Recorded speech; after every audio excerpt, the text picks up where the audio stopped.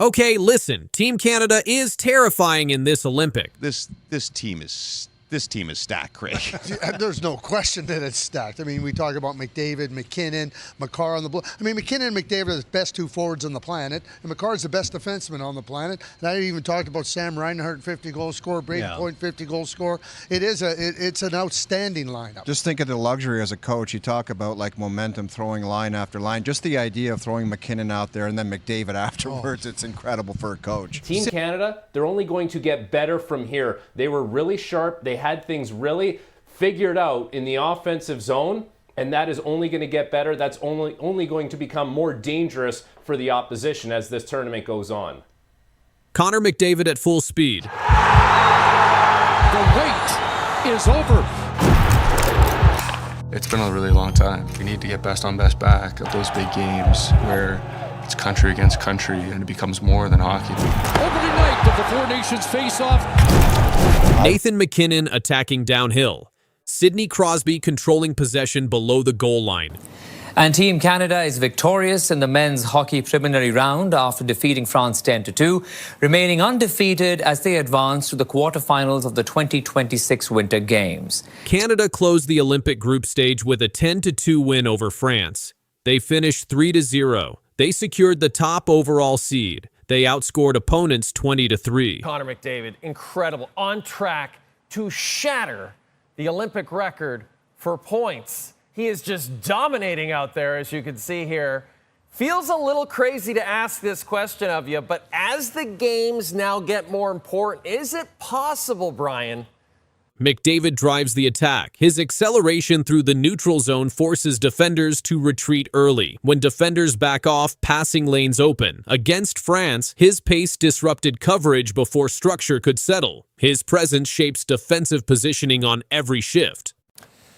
So let's talk to Craig Button about this Canadian win over France 10-2. They get the first overall seed heading to the quarterfinals. Craig, here's the amazing stat. 3 games have been played, and Connor McDavid's already set the record for most points by a Canadian in an Olympic tournament, which is mind-boggling. He's also just 2 points away from tying Teemu Selanne's Olympic record. What's the first thing that comes to mind, Craig, when MacKinnon brings direct force. He attacks north-south and releases the puck quickly. He does not delay at the blue line. He pushes defenders into their own zone. In the preliminary round, he combined speed and physical strength to generate scoring chances off transition and extended zone time. His tempo influences the entire bench. Sidney Crosby is aging like a fine wine. Offensively, defensively, through the neutral zone, best player in the game. I'm telling you, the best winner right now, Sidney Crosby. Welcome to the Crosby Show, Canada. Slap me, silly, Sidney. From Rimouski in the Quebec Major Junior League,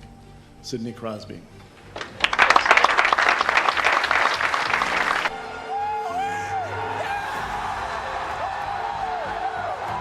Crosby operates differently. He controls space in tight areas. He protects the puck along the boards and below the hash marks. He wins possession in face-off situations. During the group stage, he added another Olympic goal to his record. 16 years after the 2010 overtime winner, he continues to contribute in structured moments. Canada's offense is not built on one style. McDavid creates separation. MacKinnon pressures with speed and power. Crosby maintains control when pace slows. That balance prevents defensive predictability. Macklin Celebrini adds youth to the mix. He has already scored in this tournament. He attacks without hesitation. His integration into the lineup shows Canada's willingness to trust young talent alongside veterans. The combination of experience and emerging skill strengthens roster flexibility. The 20-3 goal differential across 3 games reflects more than scoring. It reflects defensive discipline. Canada limited extended defensive zone shifts. They transitioned quickly from retrieval to attack. Opponents struggled to sustain pressure.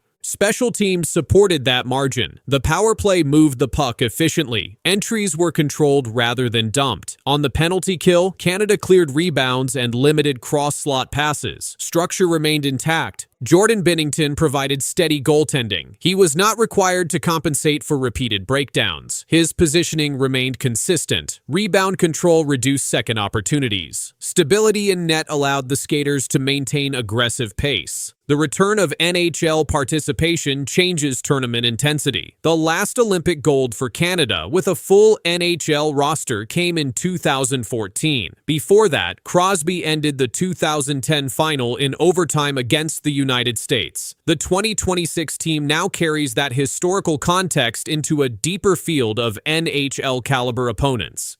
The group stage did not expose weaknesses. Canada maintained possession advantages and controlled game flow. They did not rely solely on rush chances.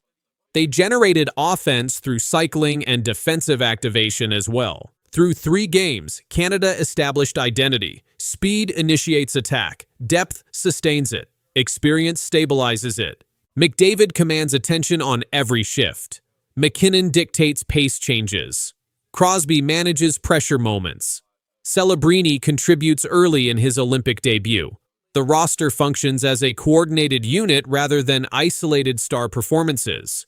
The preliminary phase is complete. The top seed is secured. The numbers are clear. 3-0 record, 20 goals scored, 3 allowed. The foundation is established. The next stage introduces elimination pressure. The knockout stage changes the environment. There is no recovery window. One loss ends the tournament. The margin between advancement and elimination can be a single mistake. This is where Crosby's value increases. In short tournaments, pace alone is insufficient. Possession under pressure becomes critical. Crosby wins defensive zone faceoffs late in periods. That reduces sustained pressure. He protects the puck to allow line changes. That preserves structure. These details do not appear on highlight reels, but they affect outcomes.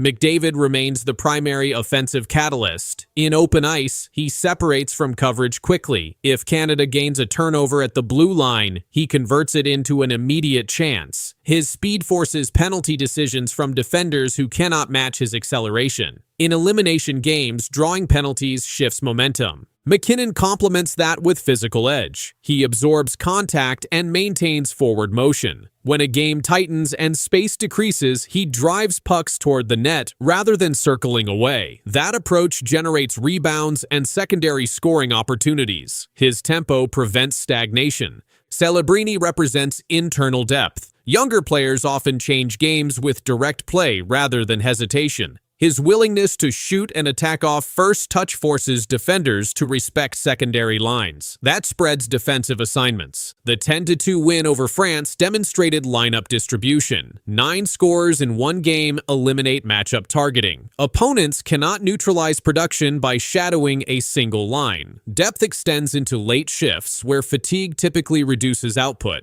Canada's 20-3 goal differential indicates both scoring efficiency and defensive containment. Opponents averaged 1 goal per game against them in the group stage. That containment supports offensive risk because recovery structure remains intact. The United States advances as well. They bring speed and scoring depth of their own. A potential meeting would feature elite NHL players on both sides. In that scenario, composure determines result. Crosby has operated in that setting before.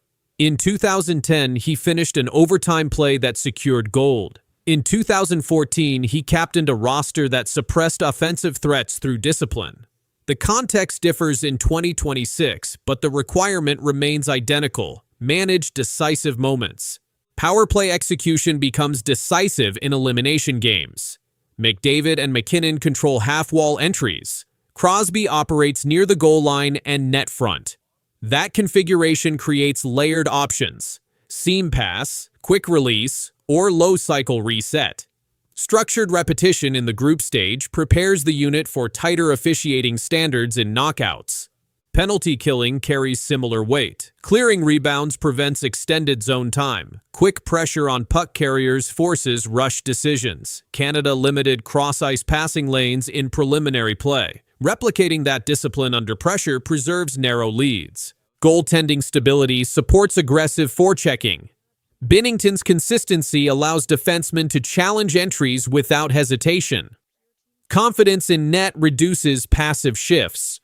The bracket now defines path. As top overall seed, Canada avoids early high seed collision. That advantage reduces immediate risk but does not eliminate pressure. Every opponent advances with elimination urgency. Canada's identity entering the quarterfinals is defined by three elements: speed, distribution, and experience. McDavid supplies separation, MacKinnon supplies force, Crosby supplies control. Celebrini and secondary scorers supply balance. The numbers from the group stage establish baseline performance. The elimination round determines sustainability. If Canada advances deep enough to face the United States, the game will narrow, pace compresses, mistakes magnify. In those conditions, puck management outweighs highlight plays. Crosby's role becomes central in that environment, not as primary scorer, but as regulator of tempo and possession. McDavid accelerates transitions. MacKinnon pressures defensive gaps. Crosby stabilizes sequence and situational awareness. The preliminary round demonstrated capacity. The knockout stage will measure execution. Team Canada. The wait is over. It's been a really long time. We need to get best on best back at those big games where it's country against country and it becomes more than hockey. Opening night of the Four Nations face-off. And heading into the 2026 Winter Olympics in Milan, no nation enters the tournament with more structure, continuity, and proven success. NHL players have returned after 12 years away. Canada arrives fresh off an international title, with leadership locked in and a roster already tested. For the rest of the field, this creates a problem that begins before the first puck drop. This Winter Olympics marks a turning point for men's ice hockey. For the first time since 2014, the National Hockey League paused its season to allow full player participation. According to NHL and Olympic officials, 148 NHL players are competing in the men's tournament, with more than 120 making their Olympic debut. No country benefits more from this return than Canada. Canada enters the tournament following its victory at the Four Nations face-off. In the final, Canada defeated the United States 3-2 in overtime. What began as a short international event became the defining reference point for Olympic selection. The Olympic roster, leadership group, and deployment strategy were all shaped directly by that tournament. Continuity defines Canada's approach. The coaching staff traveling to Italy is unchanged. John Cooper returns as head coach. His assistant coaches are current NHL head coaches and longtime Hockey Canada staff. The management group remains largely intact, with Doug Armstrong serving as the primary decision-maker in roster selection while consulting other NHL general managers. This structure removes uncertainty. Canada did not enter the Olympic cycle searching for answers. It arrived with a recent international blueprint that had already produced results. Leadership is centralized and established. Hockey Canada confirmed Sidney Crosby as team captain. Connor McDavid and Cale Makar were named alternate captains. This leadership group was finalized before Canada's first on-ice practice in Milan. The same trio held those roles during the Four Nations tournament. Between Crosby, McDavid, and Makar, the leadership group accounts for 7 Art Ross trophies, 5 Hart trophies, 7 Ted Lindsay awards, 3 Rocket Richard trophies, 4 Conn Smythe trophies, 1 Calder trophy, 2 Norris trophies, and 4 Stanley Cup championships. No other team in the tournament carries a leadership core with comparable collective awards. Crosby brings Olympic history. He captained Canada to gold in 2014 and scored the overtime goal that decided the 2010 gold medal game in Vancouver. McDavid enters his first Olympic Games with NHL participation after missing the 2018 and 2022 tournaments due to league absence. Makar arrives as the reigning backbone of Canada's blue line and led all players in ice time at the Four Nations tournament. At the top of the roster, Canada separates itself immediately. Connor McDavid, Nathan MacKinnon, and Cale Makar represent a tier of talent unmatched in the field. During the Four Nations face-off, no Canadian forwards logged more ice time than McDavid and MacKinnon. No player in the entire tournament logged more ice time than Makar.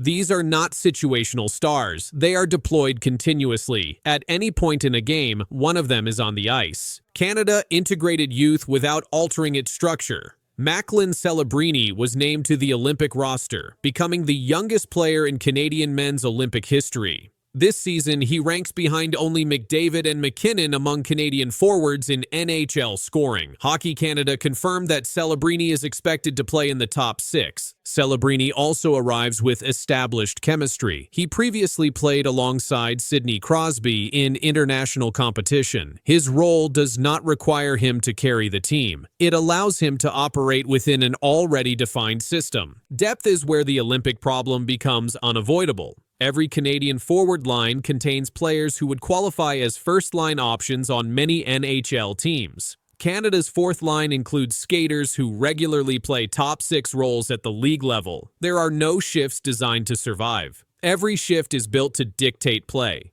Canada's center depth illustrates this imbalance. Connor McDavid, Nathan MacKinnon, Sidney Crosby, and Bo Horvat anchor the middle of the lineup. In short tournaments, center depth determines puck possession, matchup control, and special teams efficiency. Few opponents carry answers at all 4 positions. On defense, Canada opted for continuity. All 8 defensemen from the Four Nations roster were retained.